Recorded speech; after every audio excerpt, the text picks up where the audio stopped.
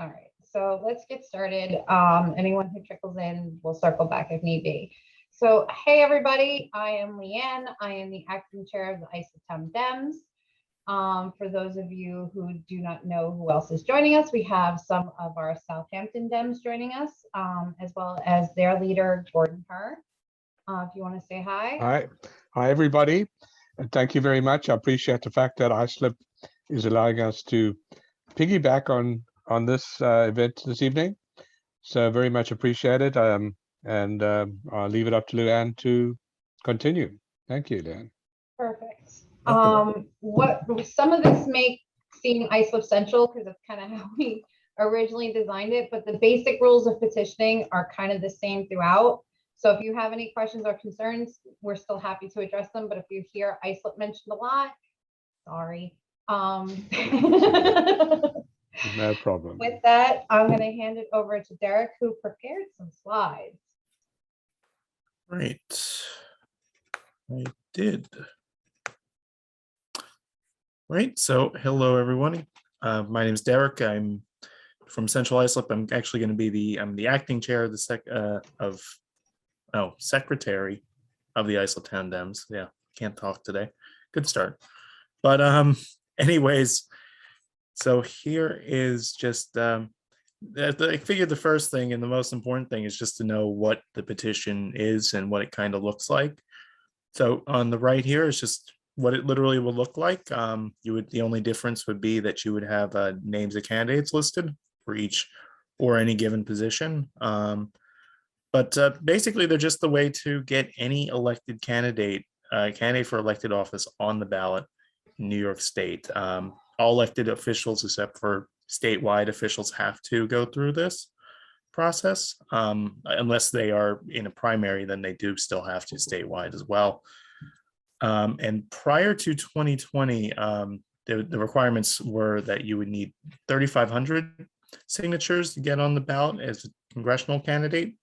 State Senate would need 3,000, and a state assembly candidate would need 1,500 valid signatures of all just members of the party to get on the ballot. That was lowered by, I believe, 90% in 2020 due to the COVID-19 pandemic, and also in 2021 for the local elections. So they only needed, in that year, they needed 350 for it, but so it was very different that year, of course, too, because that was right during the pandemic when petitioning was going on. They also are needed for elected judicial positions and for party committee positions. And this petition, of course, is also only used for these positions. If you're running for, say, school board or something else, that's totally different. They would have a totally different petition. It looks very similar to this, but it's a different form that's not part of this. So those would not use it. I may for a minute. Keep in mind that when you get your actual petition, it will be a legal size paper. It's a very ugly pea green color. Those are printed by ITDC. And if you are looking to become a committee person for the first time, your signature goal is at least 5% of the Democrats in your electoral district. So it's going to vary by electoral district compared to the candidates that have a set requirement.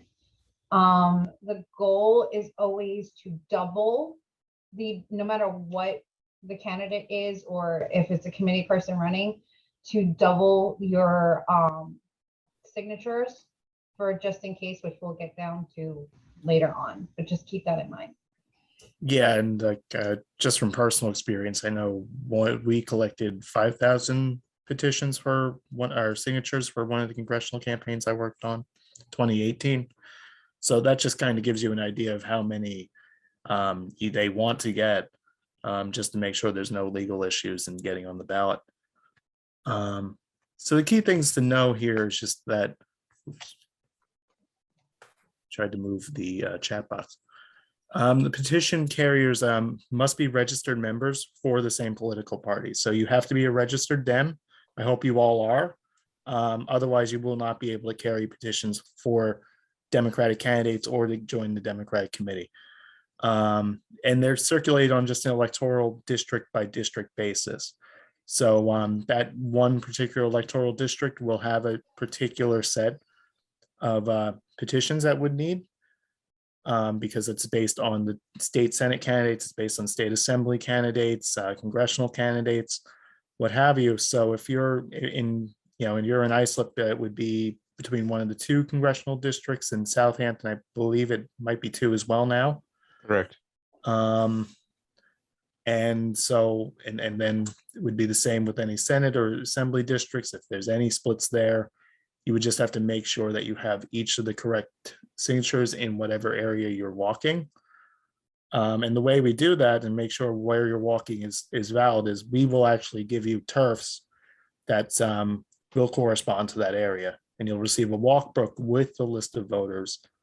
That is just a huge book. It's, at least in my electoral district, it's 25, 30 pages. And it's just a list of every single registered voter in your neighborhood, pretty much.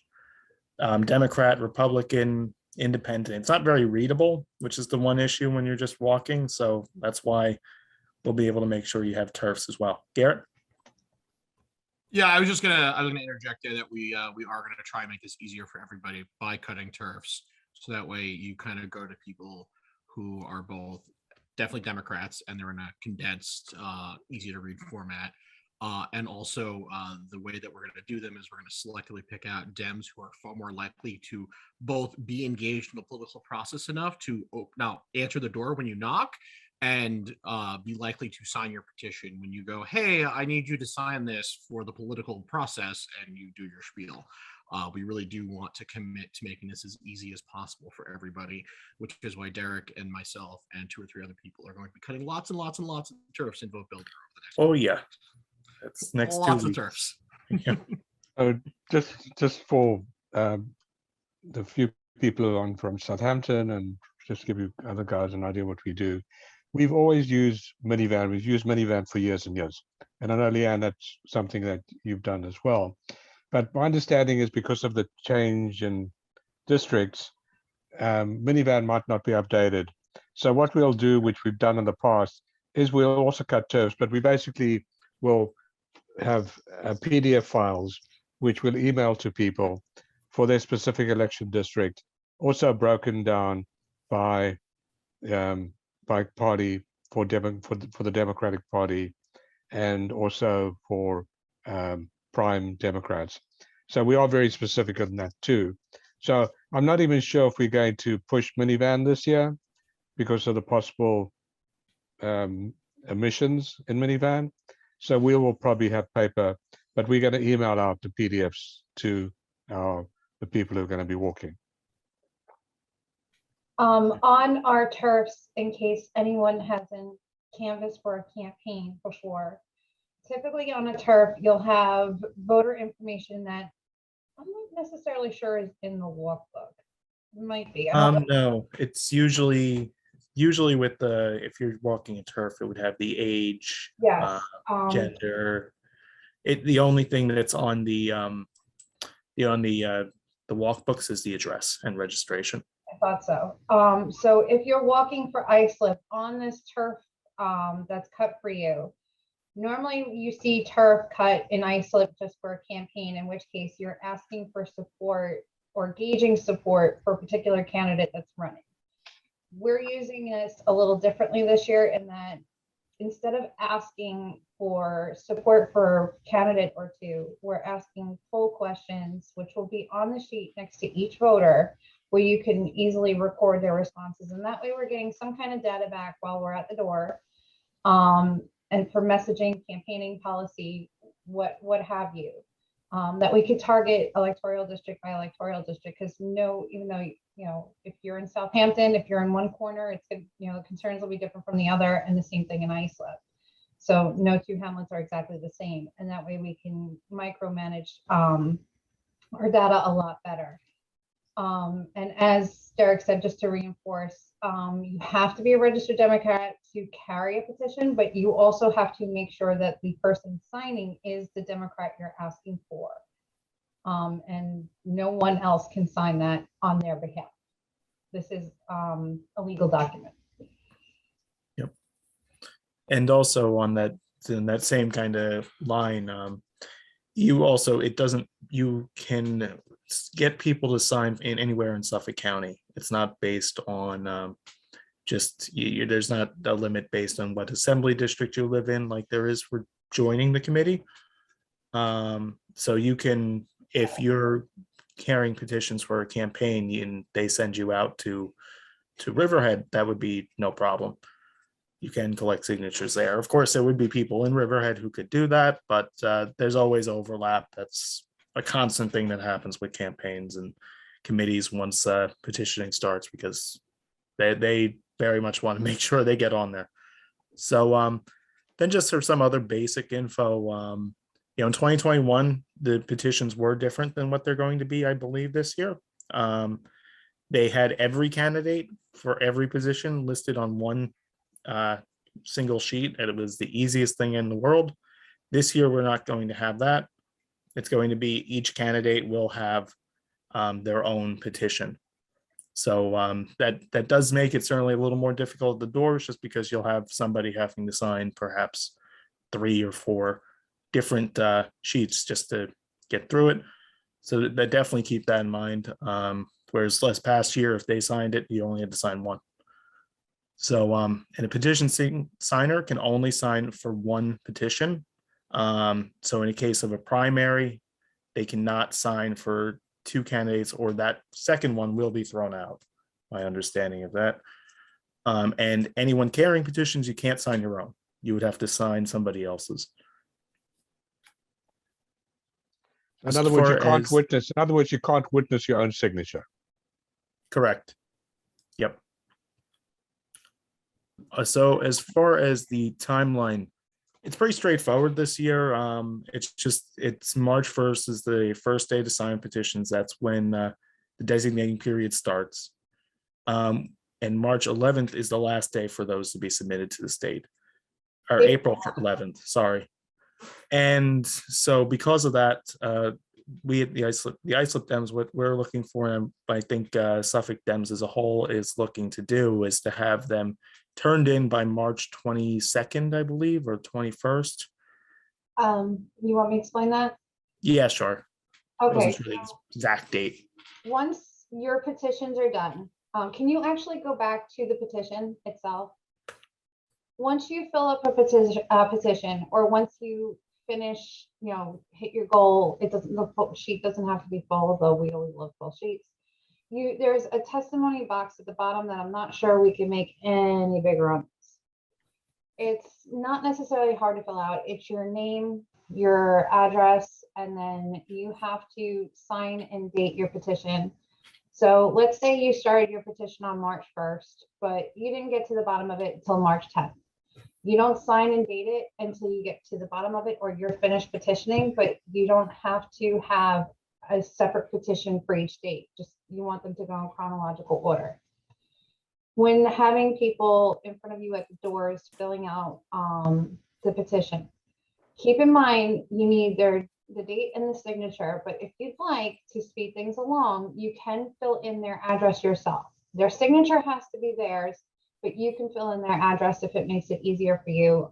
Sometimes people are older, sometimes, you know, they have a hard time holding the clipboard, whatever it may be. Speaking of clipboard, it's a whole lot easier if you have a legal sized one, because the form is otherwise too long on the regular side. So if you're going petitioning, you want to go get a legal size clipboard. It makes life easier. So at the bottom, you do have to attest that you saw these signatures. You can fill out their address, not a big deal. After you turn in your petitions, there's a reason why we need that buffer time in between when we get the petition to when the petition actually gets submitted. It's called scrubbing. So essentially what happens is the Suffolk County Dems take our petitions, make sure that we have all our I's dotted and our T's crossed. And then they go through, and whatever signatures may look problematic or, you know, aren't clear, got wet, whatever, they'll quote unquote scrub it. And that's why you also need extra signatures, because sometimes Republicans can go back if they'd like and challenge a signature. And you never want to have the candidate get thrown off because of 2 bad signatures. So you always want that extra buffer. So And can- that does happen. I will point out that that's happened to she was then county legislator Monica Martinez back in 2015, I believe, here in Islip. I know that's happened with other candidates. I think a couple candidates last year in Nassau County were thrown off as well for similar things. So it definitely happens where they will be challenged. we look at Republicans look at ours, and that's why we want like the buffer, and that's why there is a process to make sure that they are as clean as possible before sending them to the state where they will be seen by the other side. Before just- we, I have a question for you about the form because I'm looking at it here. So in other words, they're going to sign and then they print their names, or we can print their names as well. Now, the names aren't printed. They signed. No printing required. Only a signature. Okay, but the form says printed name. No, don't worry about that. That This one's is not the right form. It's not a it's not a Okay. current form. Okay, fine, thank you. And the other thing is that generally speaking, the petition that we get will have the name of the town printed on the right-hand side. So all the signer needs to do, or you as a petitioner carrying petitions, just put the street address. You don't need the hamlet, and you don't need the name of the town. You definitely do not put down the hamlet. It's not necessary. We want to make it as easy and as simple as possible. So the less information you put on, or they expected to put on, the better. Just the street address, 25 Garden Street, Deering, whatever the street is, that's it. Don't worry about whether you put in a hamlet or not necessary. Okay. he's absolutely. Oh, right. actually, here is an example one. Oh, Okay. good, you got it. Okay, perfect. This one has all the delegates, but yeah, you can see here, the date would just go right here.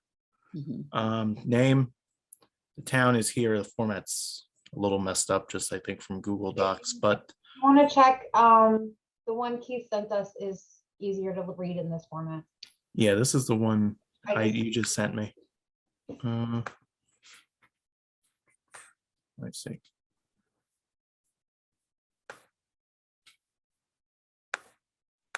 So while Derek is doing that, let's go over, we have primaries, as we all know. Mhm. And you as a petitioner have every right to carry all three, like let's say you're in CD1, you can carry all three petitions and have the voter decide, who they want to support. Or you have the right to pick one candidate and then carry just that one petition. It's totally up to you. I don't know, I won't speak for Southampton, but us as a committee in Islip, we did not endorse any one particular candidate. We are carrying for everyone. So we're leaving it up to individual committee members as to what they want to do. If you decide to carry more than one petition in a primary, again, the voter can only pick one. So again, let's say you're carrying for Kara, Bridget, and Jackie. You can carry all three, but you can't have one voter sign all three. They can, they have to pick, if in a primary, they can only pick one. But let's say you're carrying, your state assembly, your congressional person, your own petition to be on the committee, they can sign those as multiples, just not a primary multiple, if that makes sense. Yeah, and I would never suggest any of my committee people to carry three petitions and allow the voter to choose. It's too confusing, and most of the time the voter really doesn't know. And so we would have our three petitions or however many available, and we'd suggest that the committee, and that's what's going to happen. Each committee person, whoever's carrying the petition, is going to choose who they're going to get signatures for. And so I would suggest that they carry that signature and have some of the other petitions available, because if they get to a door and the voter says, oh, I'm not signing for so-and-so, I'm supporting this person, you can then say, oh, fine, I have that petition as well. But I wouldn't take three petitions to a door and leave it to the voter to decide. It's just too confusing.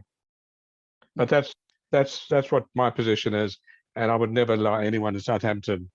I wouldn't not allow it, but I would not suggest that they take three petitions with them.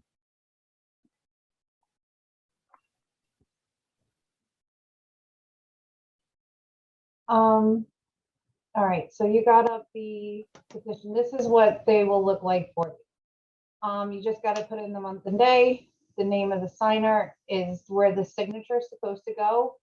Printed names, unless they're printed essentially like as on their license. Like I've noticed younger voters don't know script.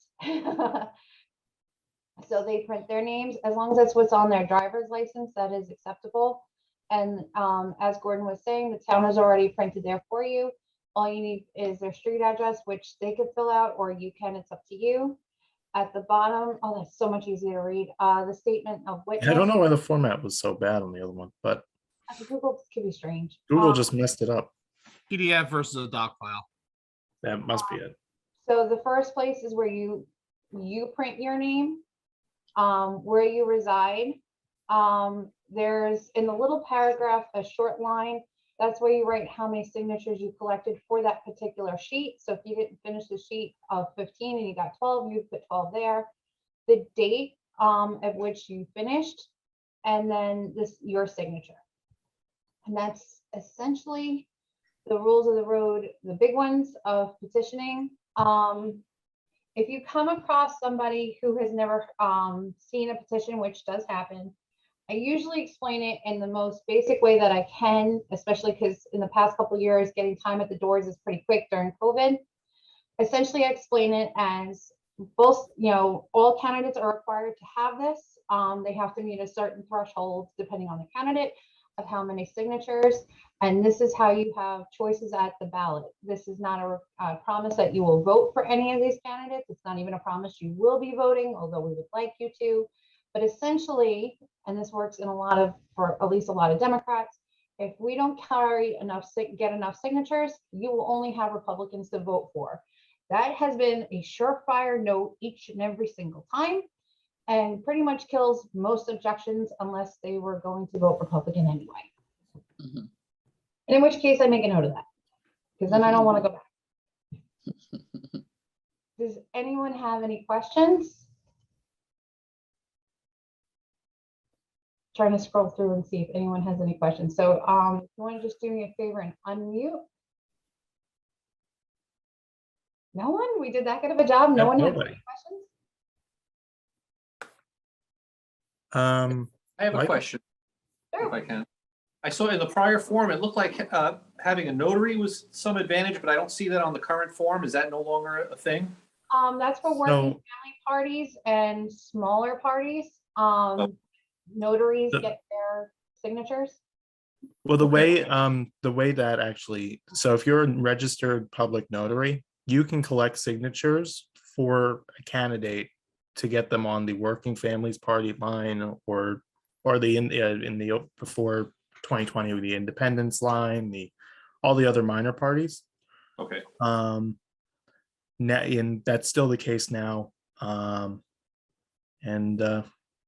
Yeah, it's just that if you're a public notary, you can collect for any political party. Hi, Oh, Mike. for any, so Yeah. it can be used for Democrats. Yeah. It seems like you'd have a wider range over all of Suffolk instead of just the little town that you're locked in. Yeah, The thing about a notary, though, you've got to be really careful when you're getting signatures of notary, because that can really be challenged, especially if you are, technically you're supposed to swear in each person, and you don't. I mean, I'm a notary and I've collected signatures for the good Independence Party, Working Families Party, and all that sort of stuff.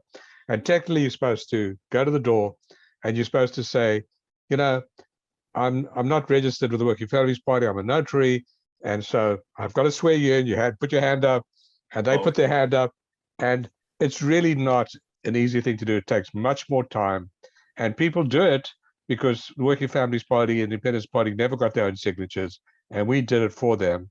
And the other thing is sometimes a candidate doesn't have enough volunteers, and so they hire notaries to go out and get signatures for them.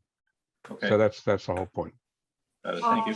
So getting to Michael's question, sorry your mic isn't working. So for most committee members, no, you typically will not see a challenge. Usually if you get your signatures and some extra, you're more than fine to go. I mean, if they really wanted to be pests this year or any year, they could. But we're just usually not big enough fish to fry that it really is worth their time and effort to go through a challenge. They usually save that effort for candidates, particularly if they, the candidates are the threat or not. So it's not impossible, but it's not likely. Also, like functionally speaking, that opens them up to equally retaliatory, petty BS from our side. They don't want to open that can of worms, especially because arguably the parties can just appoint committee members later.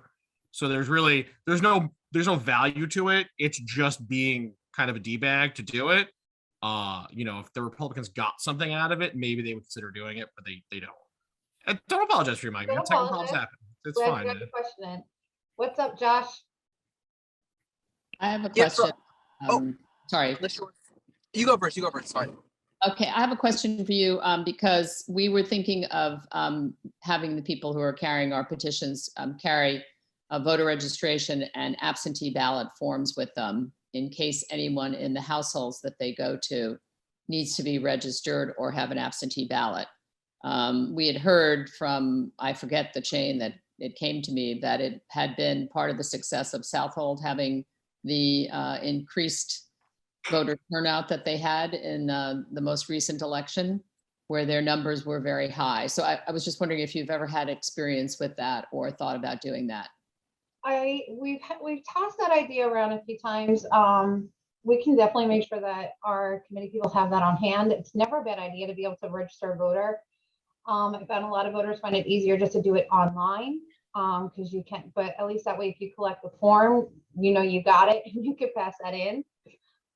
Especially if you're looking for Democrats and you're at a Democratic household, you're more than, because you have to take a voter registration form, whether they pick a party or they pick an opposing party. So keep that in mind. You are now responsible to take it. But since you're at a Democratic home, you're more than likely going to get what you're looking for. It's always a good idea. Any way in which you can register voters is never bad. One thing I keep encouraging our committee people to do is when you're at a door, especially if it's an excited voter, talk about the committee. A lot of people don't even realize we're here, and let them know that way you're part of the sausage making. You get to have a say in candidates and policy and, really get your fingers into the cookie jar, because it's not just, everyone knows when the president's running, everybody knows, like all those big races. But this is what you could do on the in-between that, helps build up for presidents. I keep trying to remind people that the elusive base that we all talk about, you're the foundation of it. You are very much the unsung heroes of it, because you're the ones who get the signatures. You're the ones who talk to your neighbors. You're the ones who get them involved in the committee. You're the ones who's forever developing that bench and, the workforce that keeps democracy going. So anything you could do, whether it be talking about your committee, registering a voter, that is never a bad idea. Ever. And I definitely would love to see, each and every single person speak to those things. Because I think one thing we do wrong as a party is we don't train how to use your time at the doors. Last petition cycle, I came across 3 or 4 really excited voters. They're now members of the committee. And, those are things that we fail to mention to people before they go knock on the door. You get someone excited, tell them what you do, tell them how to get involved, give them your email, give them our website, whatever it is you feel comfortable. I ended up switching my phone numbers with them. And that way later on, when I got home, when they had questions, I could answer them. But those are things that are never a bad idea. And you get to know your neighbors. Mm-hmm. And what I'll say is, I just want to tag on to that. If you don't feel comfortable giving out your personal information, I understand. I'm a millennial. I personally hate talking on the phone to anybody. What we will do is provide you with the town email address, the town committee email address. So that way you can say, hey, if you have questions, email these folks. And like 8 of us are in that email. So we'll be able to get back to those folks really quickly. Mm-hmm. The next person up was Josh, and then we'll take Andrea. Okay. I was just I don't know if I caught it, maybe I might have missed it. So it's for the committee to run for committee person, to be a committee person, it's 5% of Can you breathe or something like that in the area? Bare minimum is it's a little algebraic equation, 'cause it's gonna vary electoral district by electoral district. Like, I need a lot more than Garrett needs Iceland. Garrett needs like 4, I probably need like 40. We would factor in, and this again, if you're an Iceland done, this will all be in your packet, as well as a script for English and Spanish. You have to get a bare minimum of 5% to make your quota. So this goes back to, oh, you're up to 15. Congratulations, just not. You're Like getting there. You're moving up. Garrett, and you have a bare minimum of 15. It wouldn't be a bad idea to get 20, 25. I always go for the double because again, that's extra doors to knock on, other people to get to know. And I'm in LD9, so I've knocked these doors so many times. These poor folks know I'm coming and see my face, know I'm there for either Jorge, Sammy, myself, Monica Martinez, the same neighborhood crew, and they're ready, like they're trained now. Andrea, what's up? Yeah, hi. This is great. Thank you for doing this. I think one of the most frustrating things I've found, and my husband and I are EDs together, is when we go out, and we've tried various times of day, early evening, weekends, weekday, is when you go from door to door and nobody answers the door, nobody's home. In your experience and the experience of the other people on your committee, what have you found to be the most successful time period? Dinner time, Or hands down, dinner time. dinner time? You get them Weekday. while they're eating, when they just are getting home from work. Okay, I found that evenings around dinner, and especially Sunday nights, I kill it on Sunday nights and petitions, because everyone is home, everybody's getting ready for work on Monday or school, and I found that's when I tend to get lucky and get the most signatures. I have found Sunday mornings not to be worthwhile because people are usually at church or running errands for the week. Saturdays, mid-afternoon haven't been that bad for me. I don't suggest Saturday mornings because if they're home, they're watching cartoons and hanging out, and they don't want to see you, in my opinion. But that's just, again, me. But I found weeknights, except for Friday, and Sunday nights to be the most fruitful. It's never a bad idea to have a buddy. Never go into somebody's house. I know that occasionally you will get invited. Stay on that doorstep. Do not go in. If you have never canvassed before or petitioned before, if you come up to a house with a gate, never a bad idea just to shake it a little bit just to see if there's some kind of dog there. Normally they will make sure that they let you know they are there. But it's never a bad idea. It's a good habit to have. Have a couple extra pens. Hand sanitizer, I found, is always a good thing to have in your pocket for this. Again, I really highly suggest a legal size clipboard because it is a pest when you don't have that with these long sheets. I found a good habit, unless you want to make a couple trips to ITDC like I've had to, once you get to the bottom of your sheet, fill that out and sign it, because if you're anything like me, you will turn it in and forget to sign it and then have to go back and sign it. So I kind of suggest just doing that as you go along. Again, if you're an ISLIP, you're going to be handed a packet with a script in English and Spanish because we do have a large Latino population. I have found, even though I butcher the language, they appreciate me trying and having it in front of them so they could read as always backup in case I really did a poor job of reading it.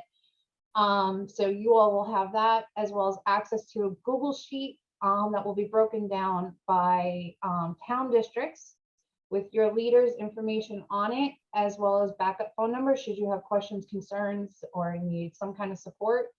The one thing I'm gonna ask, beg, and plead for is, as you go along, if you could just put on the Google Sheet, like where you're at compared to your goal. That way, if you need support or we need to come up with a plan B somewhere, we can adjust accordingly. Your district leaders will be checking in if you're kind of not putting in that info. Yeah, don't make Eric call you. He doesn't like the phone.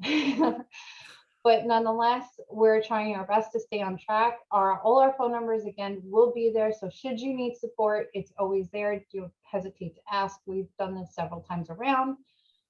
We know life comes up. You just need to give us a heads up so this way we can get the job done. Any other questions? I'm proud. If we did this in 45 minutes and less than that, because we started a few minutes late, I'm gonna count that as a win. Tremendous Again, W. just be pleasant. It's Again, really the speed down. concerned about. It may sound a little daunting because you are going to have to carry multiple petitions this year. I found having a couple of each petition with a binder clip, so I can kind of use it as a tab system to get through, helps, especially in the winter if you have gloves or it's dark out. Josh, did you raise your hand again? Yes, one more question. Sure. I'm trying, so I might have missed it again, but when are we able to go ahead and start this whole process? March 1st. So essentially, if you get a signature prior to that date, it is useless. It's strictly within that time period. So March 1st to the 22nd, well, 21st, because you want to hand them in on the 22nd. And that way we can get them back to SEDC for scrubbing. What else was I? And also getting it back to SEDC, and it's also important for candidates too. It's important just so that they have, if they're short, they can adjust, they can kind of figure it out, and just kind of make sure they're able to get that in. Yeah, Unfortunately, this process. Unfortunately, this is our process. Is not kept up with the times. It's not the most friendly, and they decided to move it up to winter, which means to me that the people who make these decisions don't actually do the walking. But nonetheless, we get the job done, and we always make sure our candidates hit our numbers. We just need to keep in communication. So again, if you need help, do not be shy. We've been there before. I think last year was probably one of the hardest years, in the last 2 years, just because of COVID. But now that we're getting back to normal, it should be a whole lot easier. There's no mask mandate anymore, so I'm sure that lifts a lot of concern. Most people are vaccinated. If you want to wear your mask and gloves, you're more than welcome to. But again, just keep the line of communication open, and if you need help, don't be afraid to ask for it. Any other questions about the petition itself? Any questions that you're concerned about that may come up from a voter, and anything? Oh, I will just say, if you are in certain, like congressional district 2, maybe the new congressional district 2, or one of the newer, the redrawn assembly or Senate districts, you might have a placeholder person on that ballot as the name there. That might not be the final candidate, so just keep that in mind if somebody asks to, like, oh, who's running? They might just not be the person who ends up running, just because, again, with the maps and just with how that time frame worked out, the candidate recruitment process has been much slower than in the past. So just keep in mind with that. We'll have on the iSlip side, we'll be able to let you know if there's any cases where that is an issue. Well, if everyone's good, I will respect your time and I'll let you go. It was a pleasure seeing all of you. Amy, thanks for popping in. You were quiet that whole time. Yeah, I have one over here, but this was very, very helpful for us in Smithtown. We're up to 3 different congressional districts now, so I don't envy you. yeah, no, we're like a little freaking out, but this was very helpful to us in Smithtown. My friend Patty Stoddard's on, and we're gonna do some training at the end of the month, so we're looking forward to doing that. Thank you. Well, But thank look at you. it this way, at least you guys got a bunch of Dems now. You guys are gonna be popular. Yeah, thank I'm you. looking at Thank the bright you. side for you, My Amy. pleasure, Gordon.